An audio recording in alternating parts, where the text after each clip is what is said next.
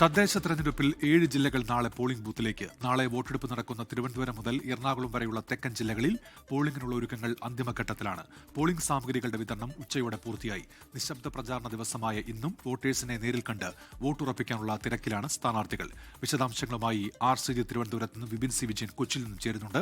ആദ്യം വിപിൻ സി വിജയനിലേക്കാണ്. വിപിൻ, വിവരങ്ങൾ എന്തൊക്കെയാണ്?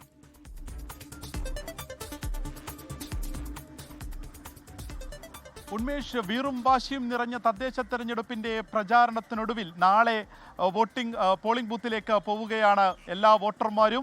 അതിനുള്ള എല്ലാ ഒരുക്കങ്ങളും ഇവിടെ പൂർത്തിയായിട്ടുണ്ട്. പ്രത്യേകിച്ച് മധ്യ കേരളത്തിലാണ് നാളെ വോട്ടെടുപ്പ് സജീവമായി തന്നെ നടക്കുന്നത്. എറണാകുളത്തുണ്ട്, ഇടുക്കി, അതുപോലെ തന്നെ ആലപ്പുഴ, കോട്ടയം തുടങ്ങിയിട്ടുള്ള ജില്ലകളിലൊക്കെ തന്നെ നാളെയാണ് വോട്ടെടുപ്പ്. രാവിലെ 7 മണി മുതൽ തന്നെ വോട്ടെടുപ്പ് ആരംഭിക്കുകയും ചെയ്തു. കൊച്ചിയിലേക്ക് വന്നു കഴിഞ്ഞാൽ ഏറ്റവും പ്രധാനമായും രാഷ്ട്രീയമായി തന്നെ ഒരു വാക്പോരൊക്കെ കണ്ട ഒരു തദ്ദേശ തെരഞ്ഞെടുപ്പിന്റെ പ്രചാരണം തന്നെയാണ് ഈ കടന്നു പോകുന്നത്. വിമതശല്യമായിരുന്നു ഒരു പ്രധാന പ്രശ്നമായിരുന്നത്. ഇപ്പോൾ ഈ കൊച്ചി കോർപ്പറേഷനെ കുറിച്ച് പറയുകയാണെങ്കിൽ കൊച്ചി കോർപ്പറേഷൻ പിടിച്ചെടുക്കുക എന്നുള്ള ഒരു ലക്ഷ്യത്തോടു കൂടി UDF ഇറങ്ങുന്നു. ഒപ്പം തന്നെ നിലനിർത്തുക എന്ന ലക്ഷ്യമാണ് LDFന്റെ മുൻപിലുള്ളത്.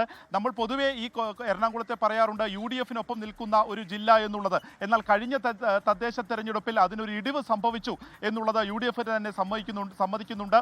കാരണം അവരുടെ കയ്യിൽ നിന്ന് ഈ കോർപ്പറേഷൻ പോയി എന്നുള്ളതാണ്. കൊച്ചിയിലെ കണക്ക് പ്രകാരം മാത്രം 2220 വാർഡുകളിലായി 7374 സ്ഥാനാർത്ഥികൾ ഉന്മേഷ് ഇവിടെ മത്സരിക്കുന്നുണ്ട്. അതിൽ ജില്ലാ പഞ്ചായത്ത് 28 ഡിവിഷനുകളാണുള്ളത്. ഈ ജില്ലാ പഞ്ചായത്തിന്റെ കാര്യം എടുത്തു പറയേണ്ടതാണ്. കാരണം കടമക്കുടി എന്നുള്ള ഡിവിഷനിൽ അവിടെ UDFന് ഒരു സ്ഥാനാർത്ഥി ഇല്ല.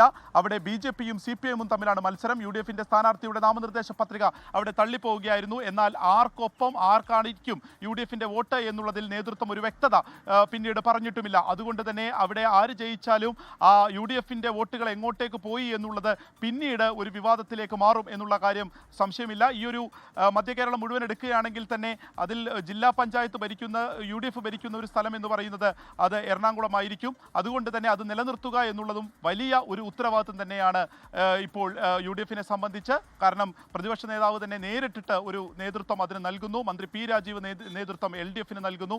അങ്ങനെ ഒരു വളരെ സജീവമായി തന്നെ നിൽക്കുന്ന ഒരു സ്ഥലത്ത് എത്രത്തോളം ഭരണം പിടിക്കാൻ കഴിയും എന്നുള്ളത് മധ്യ കേരളത്തിൽ മുഴുവൻ ചർച്ചയാണ്. കോട്ടയത്തേക്ക് വരുമ്പോൾ അത് കേരള കോൺഗ്രസ് തമ്മിലുള്ള മത്സരം കൂടി മുറുകുന്ന കാഴ്ച അവിടെയും കാണാൻ കഴിയുന്നുണ്ട്.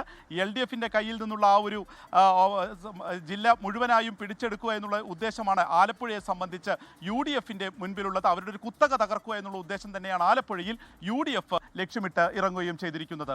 വിപിൻ സി വിജയനാണ് കൊച്ചിയിൽ നിന്നുള്ള വിവരങ്ങൾ നൽകിയത്. ലോകത്തെവിടെയായാലും ഏത് സമയത്തും 24 വാർത്തകളും ഓഗ്മെന്റഡ് റിയാലിറ്റി പാക്കേജുകളും എക്സ്പ്ലെയിനറുകളും വിശദമായി കാണാൻ ഞങ്ങളുടെ YouTube ചാനൽ നിങ്ങൾക്ക് സബ്സ്ക്രൈബ് ചെയ്യാം.